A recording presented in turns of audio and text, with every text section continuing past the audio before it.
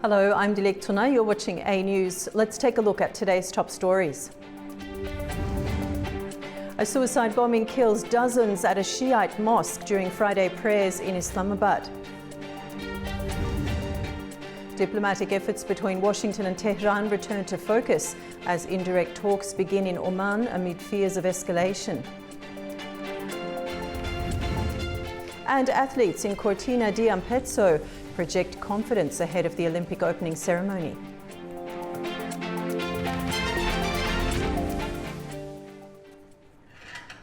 At least 31 people were killed and more than 160 others injured after an explosion struck a Shiite mosque during Friday prayers in Islamabad.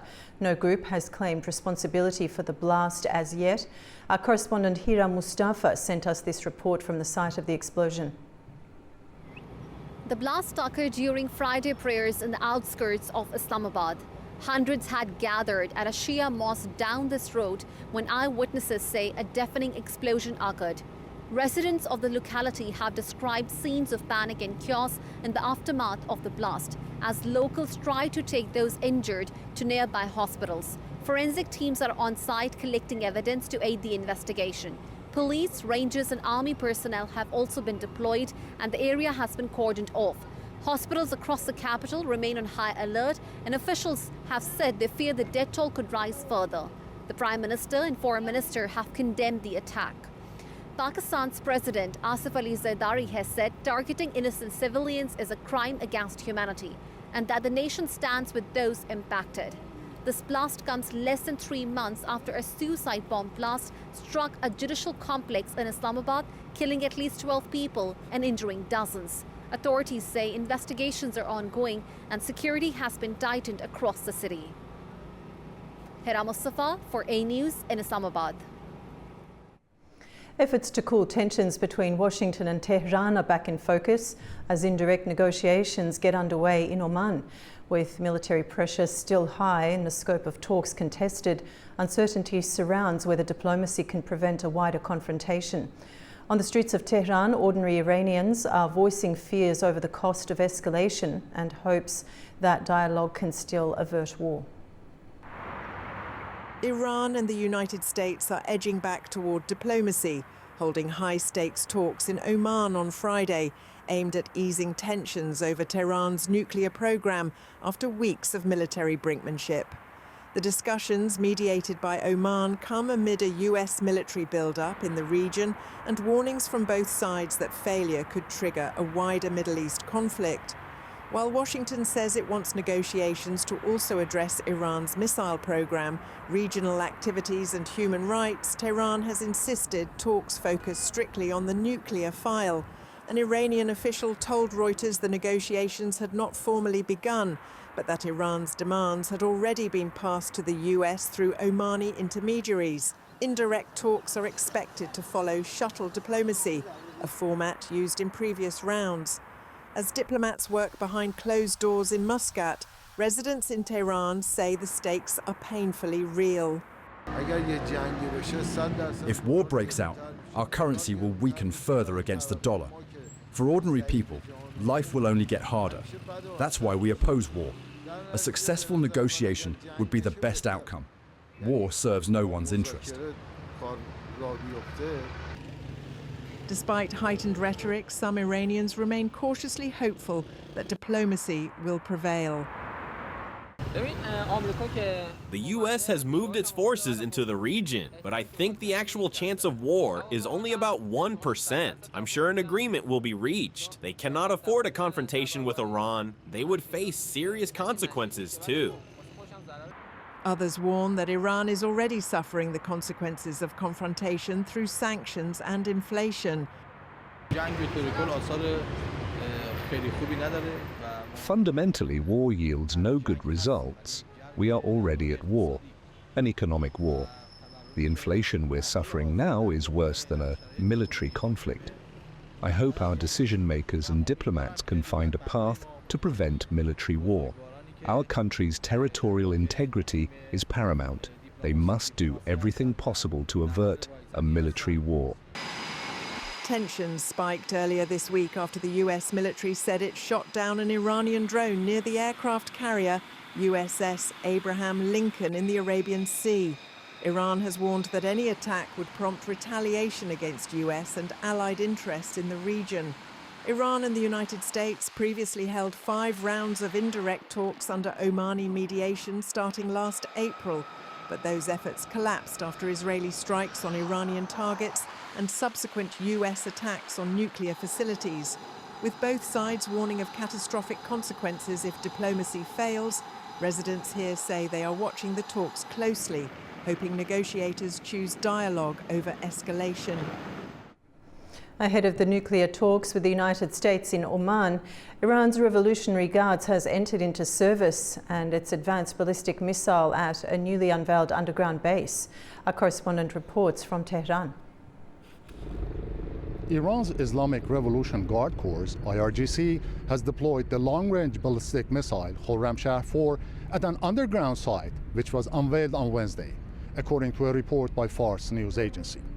The agency, which is close to the Revolutionary Guards, said in a report on Thursday that the medium to long-range ballistic missile, also dubbed Khaybar, has come into service and will be operated by IRGC's aerospace force.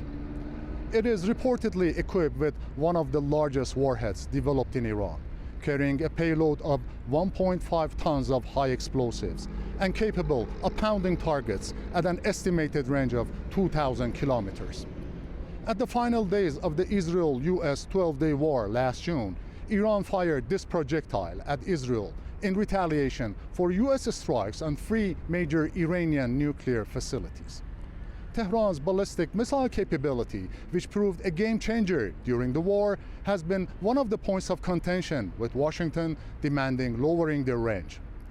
Unveiling of the new underground facility, which are called missile towns, came on eve of renewed nuclear negotiations between Iran and US in Muscat on Friday, mediated by the Sultanate of Oman. Turaj Shiralilu, Tehran, Foreign News. The US and Russia have agreed to re-establish high-level dialogue between their armed forces. The announcement comes after a meeting of senior US and Russian military officers in Abu Dhabi. President Donald Trump repeatedly voiced his call to normalize relations between both countries. The United States and Russia have agreed to resume regular military-to-military contact, re-establishing a channel that had been suspended since 2021. The agreement was reached during a meeting of senior US and Russian military officers in Abu Dhabi this week, held on the margins of discussions related to the war in Ukraine. In a statement, US-European Command said the renewed dialogue would provide consistent communication between the two armed forces to reduce the risk of miscalculation and unintended escalation. Military contacts between Washington and Moscow were stopped shortly before Russia's invasion of Ukraine. Since then, incidents involving aircraft and drones have been reported near NATO airspace, as well as over the Black Sea and Syria. The announcement comes a day after the New START treaty expired on the 5th of February, ending the last legally binding limits on US and Russian strategic nuclear weapons. US President Donald Trump has said the United States should work toward a new arms control framework, while Russia has said it remains open to dialogue.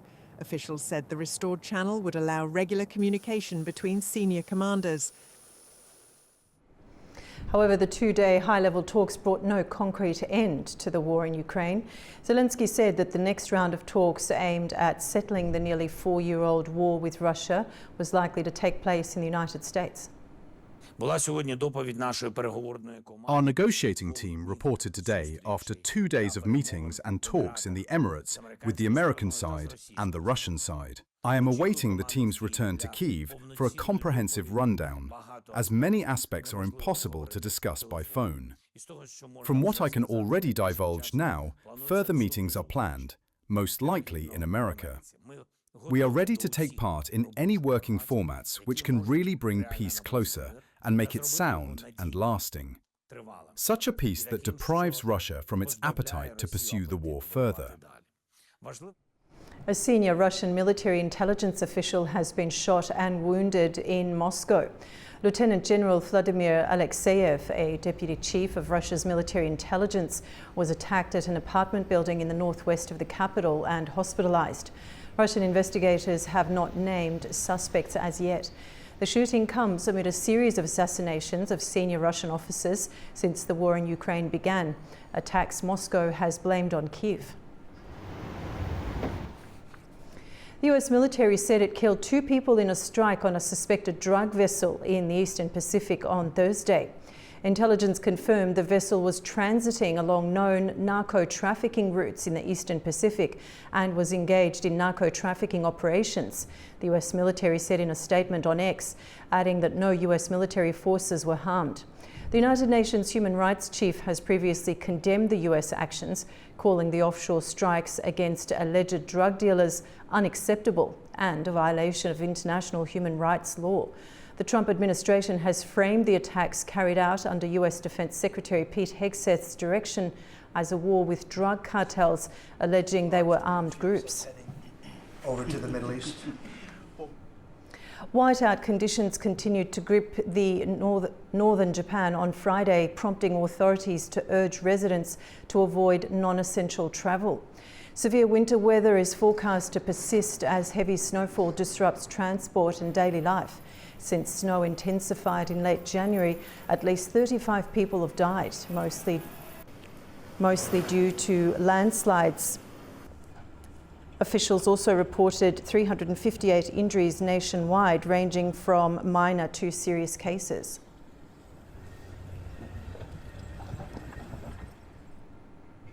US President Donald Trump has publicly endorsed Prime Minister Sanae Takaichi just days before voters head to the polling stations this Sunday. The snap general election was called by Takaichi as she seeks a stronger mandate in the middle of cost of living concerns. US President Donald Trump has publicly endorsed Japan's Prime Minister Sanae Takaichi in a post on his social media platform, Truth Social, just days before the election. Trump described Takaichi as a strong leader and said it was his honor to give her a complete and total endorsement. He added that he'll see her in Washington on the 19th of March. Foreign endorsements are rare in Japanese elections, making Trump's intervention unusual. It highlights the importance of the US-Japan alliance, even as most voters say domestic issues matter more than foreign policy. It comes as voters head to the polls this Sunday for a general election after Takaichi called a snap vote seeking a stronger mandate for her government. The campaign has focused on the cost of living, taxes and economic stability as voters decide whether to keep the ruling coalition in power, but some say they are frustrated with rising prices and tax burdens under the current government. I'm not satisfied with things. Taxes are deducted too much, and it feels like it's putting real pressure on people's lives. Others argue Japan needs stable leadership, especially at a time of regional and global uncertainty. I do support Prime Minister Takaichi. I think stability is important, and she should have more time to lead the country. The main opposition is the Centrist Reform Alliance, led by former Prime Minister Yoshihiko Noda. They're also campaigning on cutting taxes and addressing the cost of living, but opinion polls suggest it trails Takaichi's ruling coalition. Indonesia and Australia signed a new security treaty in Jakarta on Friday, committing both sides to consult each other if either faces a threat.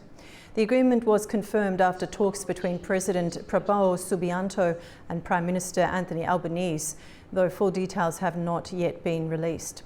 First announced in November, the pact reflects closer ties, while Indonesia maintains its long-standing non-aligned foreign policy. Australian Prime Minister said the treaty marks the strongest point in bilateral relations, drawing on a security framework first established in 1995. Today I was delighted to sign this treaty.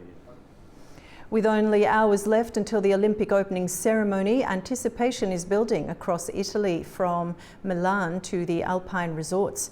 Athletes are ready, venues are set, and the world is counting down to a unique multi-location celebration that will launch the Games. Athletes competing in Cortina d'Ampezzo have voiced a mix of excitement and determination as they prepare for the Olympic opening ceremony and the start of competition. For some, the Games mark their Olympic debut, but many say their focus is firmly on medal ambitions rather than ceremony nerves. Yeah, we had a good season so far, and we also like the track, so we are going all in and we try to get a medal.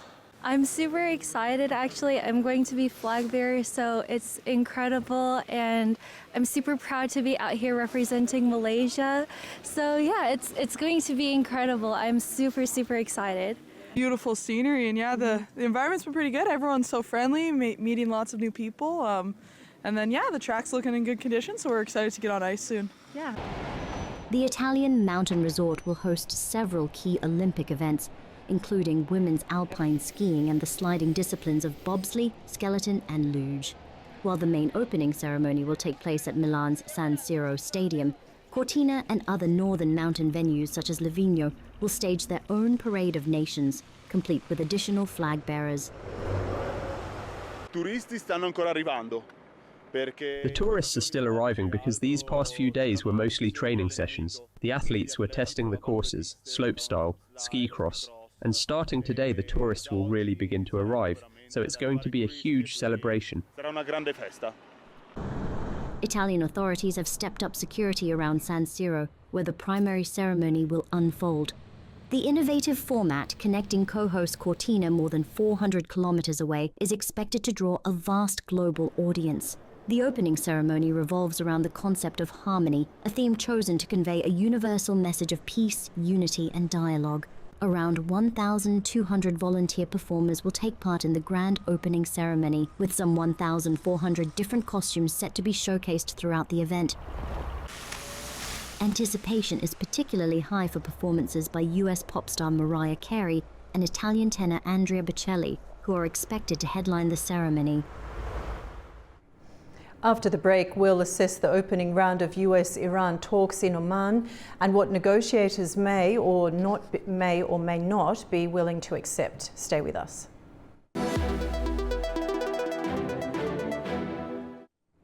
Welcome back to A News. Talks between the United States and Iran have begun in Oman, with negotiators meeting to try to revive nuclear diplomacy after weeks of rising tension. It's not yet clear whether progress has been made or whether discussions will continue into the coming days, but the very fact that the two sides are back at the table has drawn intense attention across the region. Let's bring in our guest, Dr. Reza Talebi, author and journalist, joining us from Leipzig, Germany. Doctor, welcome to the program. Hi, thank you for having me. So firstly, what do we actually know so far about today's talks, and what do you think officials may not want to say yet? Now, we don't have any extra information about the negotiation, but we are waiting for the Iranian and the United States official. They will return to their country and will speak with their president and the leader about the consequence for the negotiation. But now officials are avoiding details about the consequence, timelines, and the real expectation. And why has Oman once again been chosen as host, and what role does Muscat traditionally play in US-Iran back-channel diplomacy? Because as you know, initially the talks were to be held in Turkey and Iran requested Oman instead.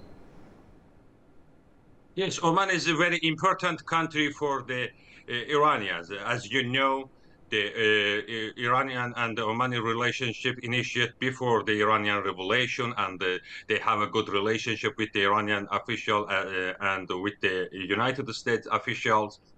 but the Omanis has good experience about the nuclear negotiation, and now we can see the Omanis try to facilitate to negotiate with the United States and the Iranian official. And after the cancellation for the Istanbul meeting, the Iranian government tried to find the good place, such as the Muscat, for the negotiation, and the Omani accept this invitation, and because the Omani has a good experience about the negotiation in the nuclear program. And Iran has specifically had said, leading up to the talks, it wants the agenda narrowly focused on the nuclear file. Why is that distinction important for Tehran? Yes, because the Iranian government and as Islamic Republic has many problems with the United States, such as the missile program, such as the proxy programs and the nuclear program. As you know, they solved the proxy groups program with the Saudi Arabistan, such as the Houthi, because the Saudi Arabistan had a good negotiated with the Tehran about the Houthi situation in the Yemen. And as you know, the Abbas Araghchi was traveling in the Lebanon and in negotiating with the Lebanon officials, such as the Lebanon Foreign Ministry. They will try to solve the Hezbollah program, and we know that before the Trump invite the Iranian to the Sharm el-Sheikh to join the Trump peace group's plan. And now we can say the Iranian tried to solve the proxy problems with the United States and with the Gulf countries. But now the nuclear, near the nuclear program, we have a missile program. And missile program is a very critical program to the Iranian, and the Iranian try to avoid from the negotiation about the missile program, because they afraid about the any aggression from the Israel, and it's a guarantee situation for the Iranian government to defend the Iran from the any aggression. And now they try to control the negotiation in this structure. This structure means the nuclear program step by step. Doctor, do you think that separation was realistic, that request on Iran's part, omitting sanctions, missiles, regional proxies from the talks? Because don't you think that these things would come up, that they're inevitably tied to any nuclear agreement? It's a very hard question, and I don't have any opinion about this, because this is very difficult to Iranian to make an agreement with the United States about the nuclear program.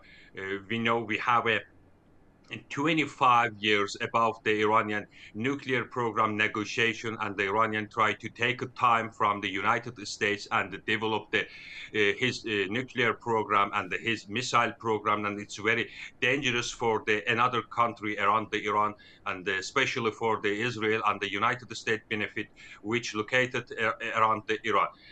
But after the negotiation, we can see the same process in the nuclear program, and that they will try to take time, and that they will try to start any negotiation step by step, and they think they can tolerate the United States in this situation, to make a deal with the United States to exit the enrichment uranium, 90% uranium from the Iran to another country.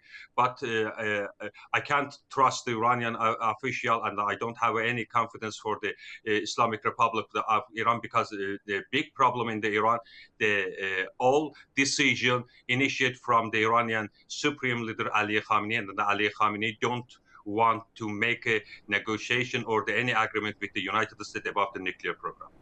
Okay, and from Washington's side, what would count as an early diplomatic win for them at this stage?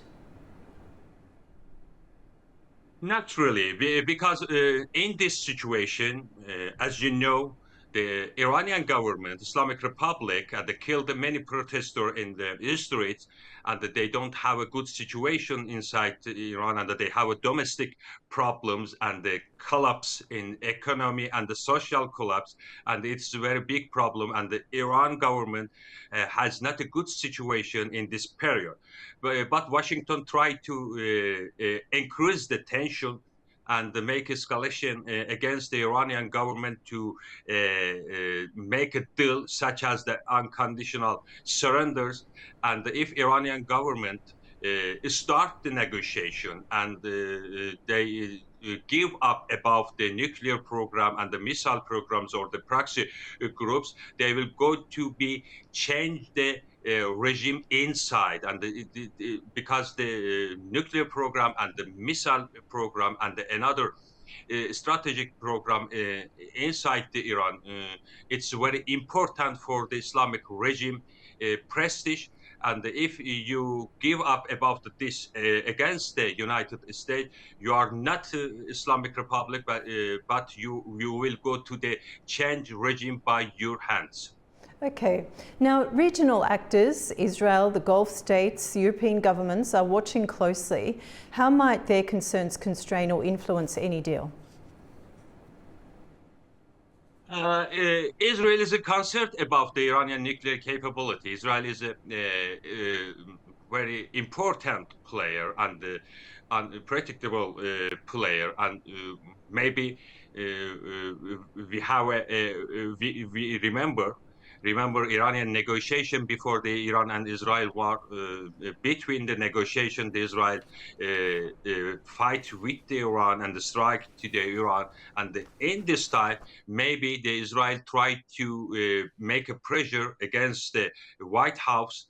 And if they don't reach to any good consequence from the White House about the nuclear program, maybe in future we can see the Israeli aggression against Iran. But another Arab country and the Gulf countries avoid the war and afraid about the Israel aggression, and they try to make a pressure against Mr. Trump to make a deal. Or temporary deal with the Islamic Republic of Iran to avoid any tension in the region. Doctor, thank you so much for joining us today. It was a pleasure talking to you.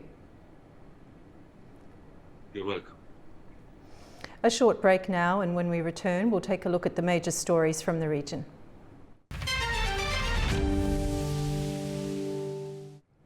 Welcome back to A News. Now let's take a closer look at the key stories shaping the region.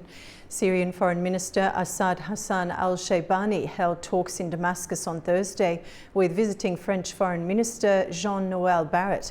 The talks held at the Tishreen Palace focused on bilateral relations, political and economic cooperation, and reaffirmed Syria's unity and territorial integrity. Barrot also welcomed a recent agreement between Syria's authorities and the Kurdish-led Syrian Democratic Forces, saying it supports Kurdish rights and efforts against Islamic State. Central Asia is moving into focus in Washington as the United States looks for new partners in the supply of critical minerals. At the first ministerial conference on critical minerals, countries of the region presented concrete proposals aimed at strengthening their role in global supply chains. Our Fariza Kalimurzina reports from the region. Central Asia has emerged as a potential supplier of critical minerals to the United States following the first ministerial conference on strategic minerals held in Washington. The meeting delivered several concrete outcomes. Kazakhstan said it's ready to supply the US with 20 of the 60 critical minerals identified by the US Geological Survey. Uzbekistan, meanwhile, signed a memorandum with Washington covering cooperation in the extraction and processing of critical minerals and rare earth materials. The announcements come as the United States looks to diversify supply chains for strategically important resources and reduce reliance on a limited number of dominant suppliers. Within the region, Kazakhstan is moving fastest to formalize its role in this process. The country has designated rare and rare earth metals as a strategic sector, with a government development plan in place through 2028. Officials say Kazakhstan has sufficient reserves, processing capacity, and infrastructure to expand supplies for external markets. Uzbekistan is also accelerating work in this sector. President Shavkat Mirziyoyev has announced plans to invest $500 million in rare earth deposits. And according to experts, Central Asia hosts nearly 170 known occurrences of rare earth elements, ranging from proven deposits to early stage prospects. And if developed, these reserves could provide an alternative to China's dominant position in the global market. The next challenge is how these resources reach global markets. Analysts point to the Trans-Caspian transport route, known as the Middle Corridor, as the primary route for exporting the region's mineral resources to international markets. Fariza Kalimurzina, Almaty, A News. Uzbekistan is moving closer to launching Islamic banking after the Senate approved legislation aimed at expanding financial inclusion and attracting billions of dollars in new investment. Sevil Rajapova from Uzbekistan reports. Uzbekistan is preparing to introduce Islamic banking following Senate approval of a law establishing legal tax and licensing rules for Sharia-compliant financial services. The reform allows banks to operate fully under Islamic principles or open so-called Islamic windows alongside traditional products. The legislation draws on the experience of Malaysia, Turkey and the United Arab Emirates and introduces financial models such as Murabaha, Mudarabah and Musharaka. Authorities say the sector could unlock up to $5 billion in annual financing potential, according to earlier government assessment. The central bank will oversee a new Islamic Finance Council, while a separate tax regime, including VAT exemptions, aims to make these products more competitive. Officials say the change responds to strong domestic demand. A UNDP survey found 68% of citizens and 60% of businesses prefer financial services aligned with religious principles. Experts expect the first Islamic banking products to appear within 6 to 12 months, once regulatory procedures are completed. Authorities believe the reform will attract foreign investment from Islamic finance markets, while mobilizing domestic capital and support long-term growth of Uzbekistan financial sector. It is Sevil Rajapova reporting from Tashkent, Uzbekistan, A News. President of Azerbaijan Ilham Aliyev received a delegation from Iran led by Defense Minister Aziz Nasirzadeh. According to official statements, the sides discussed bilateral relations, regional security developments and prospects for defense cooperation, reaffirming principles of friendship and good neighborly ties between the two countries. The meeting followed recent high-level contacts between Baku and Tehran, including a phone call between President Ilham Aliyev and Iranian President Masoud Pezeshkian. High-level talks in Ankara brought Turkey and the European Union back to the table to discuss the future direction of their long-standing relationship. Turkish officials said the focus was on fair enlargement, renewed momentum on EU accession, and concrete progress on modernising the customs union beyond narrow issues.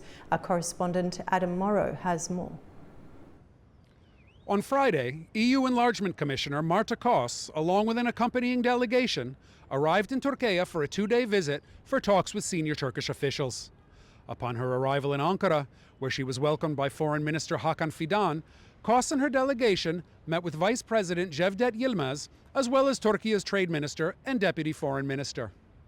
After the meeting, Yilmaz said the talks had focused on the strategic nature of Turkey-EU relations, the importance of a fair EU enlargement policy, and the need for tangible progress in bilateral ties. He said concrete steps on Turkey's EU accession process and the modernization of the EU-Turkey customs union were of vital importance for relations between the two sides, adding that ties should not be confined to what he described as narrow issues.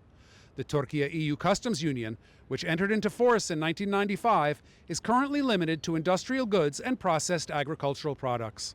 Ankara has repeatedly called for the resumption of talks to update the customs union, but concrete steps have yet to be taken. Turkey was first granted EU candidate status in 1999.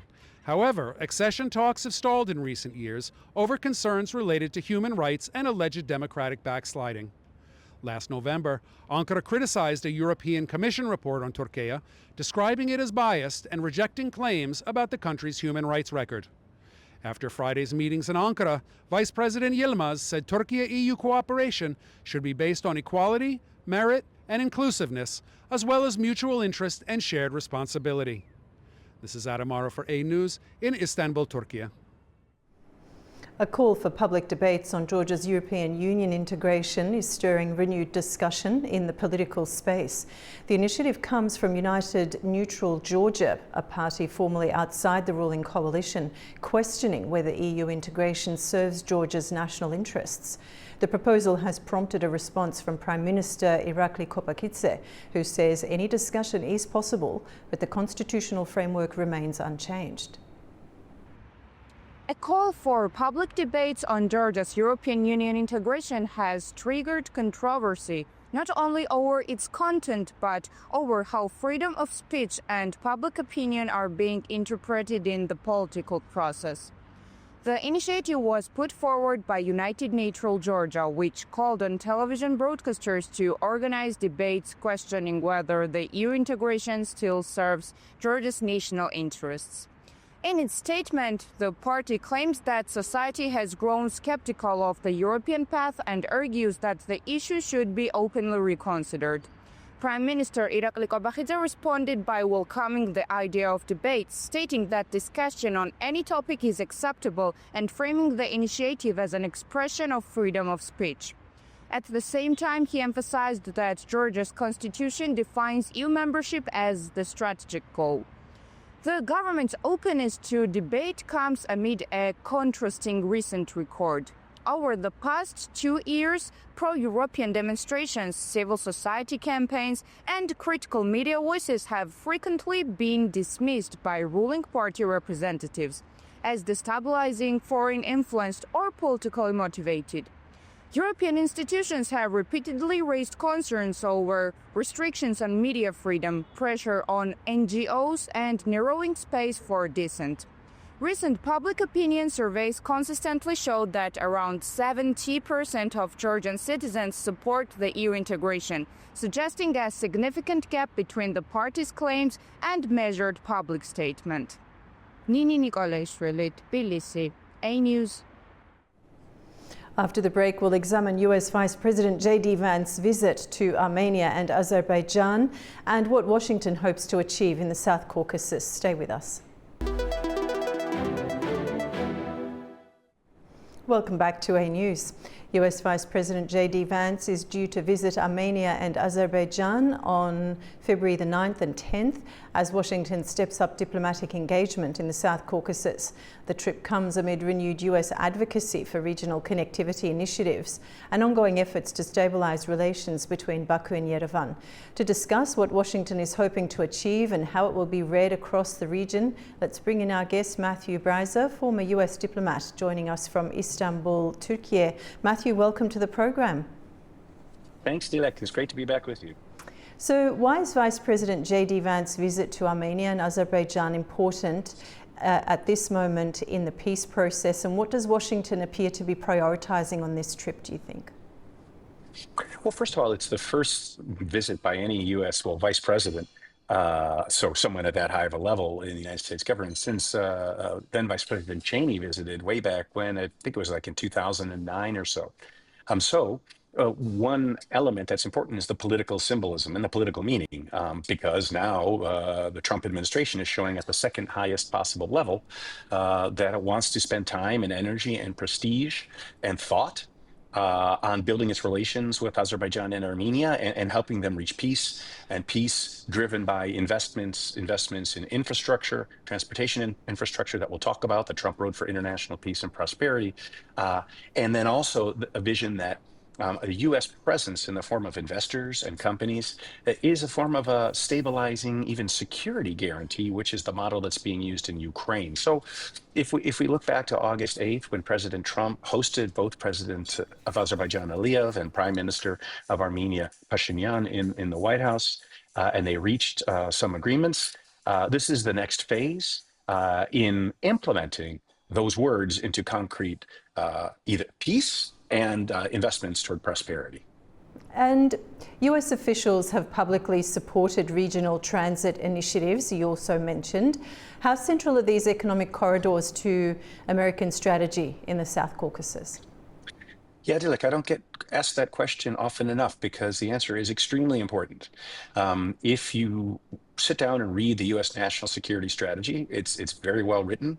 It's only about 34 pages or so. You'll see that transportation corridors are central to the Trump administration's view of foreign policy as ways, yes, to build cooperation between countries and, as I said, to build a U.S. business and financial presence in regions of the world, but also to ensure reliable supply lines, especially for critical minerals. And so the Trump Road for International Peace and Prosperity will play that role as it will help unlock access for U.S. investors and the United States in general to critical minerals in Azerbaijan and Armenia, metals in addition to oil and gas, but also in Central Asia, because cross-Caspian transport will be integrated into the whole project. And countries like Kazakhstan, Uzbekistan, and Tajikistan and Kyrgyzstan too, have enormous, and Turkmenistan too, tremendous reserves of critical minerals. Okay, Matthew, let's look at the significance for the other two parties now. From Baku's perspective, what would constitute a successful visit by J.D. Vance? I think, number one, the mere fact that a visit has been scheduled is a huge victory. It's a mark of the fact that the Trump administration is viewing Azerbaijan in a totally different way from the Biden administration or the Obama administration, or even the George W. Bush administration. I served for 4 years in President Bush's White House on the National Security Council staff, and I was responsible for doing the initial sort of formulations of our strategies for these various regions. And I can tell you at that time, there was a much stronger focus on internal developments in Azerbaijan, on democracy and market economic reform, than is the case for the Trump administration. I don't think the Trump administration really cares at all about those sorts of issues, the internal political and economic reforms of Azerbaijan, and instead thinking about it in the security and economic terms that we've already discussed. So it's a very sharp departure. And if that trend continues, and if Vice President Vance, without pressuring Azerbaijan on those important internal Azerbaijani issues, but focuses on moving toward a peace treaty and on further building U.S. security cooperation with Azerbaijan and the investment in these transportation and logistics routes, that will be seen by Azerbaijan as a huge and transformational victory. I mean, transformational in the relations between Azerbaijan and Armenia. Okay, and from Yerevan's side, what's Armenia most likely seeking from Washington, namely security backing, economic investment, or diplomatic leverage? Yeah, all of the above. Armenia and the United States, as Azerbaijan and the United States, signed framework agreements for strategic cooperation back on August 8th, again, when President Trump hosted both leaders. And a key focal points of the strategic partnership between Armenia and Azerbaijan, Armenia and the United States, was energy security and cooperation and investments in artificial intelligence. And so, as many people know, Armenia has a strong information technology sector. And so the idea is to attract U.S. investment to help Armenia build that sector even further. When it comes to diplomatic leverage, I think from Prime Minister Pashinyan's perspective, that's not his interest. He has made clear that he believes, well, first of all, that he's totally committed to finalizing the peace treaty with President Aliyev. As is known, the text has been agreed since a year ago, March. The foreign ministers of the two countries initialed the text at the White House on August 8th, but President Aliyev refuses to sign that treaty until and unless Armenia amends its constitution to remove one reference to Nagorno-Karabakh's Declaration of Independence in 1990, which President Aliyev fears suggests that some people could read that as Armenia still having claims on Azerbaijani territory. So President Aliyev wants the constitution amended. Amending the Armenian constitution is politically extremely challenging for Prime Minister Pashinyan. So I think he's looking at Vice President Vance's visit as sort of a bit of political support, or an umbrella, or a roof, a krysha, as they say in Russian, to tell the Armenian people and political system, look, the U.S. Vice President came here. He's pushing us very hard. He's offering unprecedented, deep historical investment and security cooperation with Armenia and with Azerbaijan. We can't miss this chance. We have to amend our constitution. So I think that's what Pashinyan wants, is that strong symbol of political support for the peace process as he is leading it, in the hope that he'll get reelected then in the June 7th parliamentary election. And Matthew, my last question to you. How does this visit fit into broader US competition with Russia and China for influence in the region? So in the past, again, in my day, in the Bush administration and under Obama and Biden, the United States policy in the region did look at trying to limit Russia's influence in the South Caucasus and many other places, and China's as well. I think the Trump administration approaches things a bit differently. Yes, of course, they don't want Russia to dominate the region. They don't want China to dominate either. But the Trump administration is also looking for ways to use trade and investment to build cooperative relationships with Russia and China, and to persuade them, and in some cases compel them, not to try to dominate other regions, but while at the same time looking for ways to work together. So that's a subtle but important shift from earlier administrations.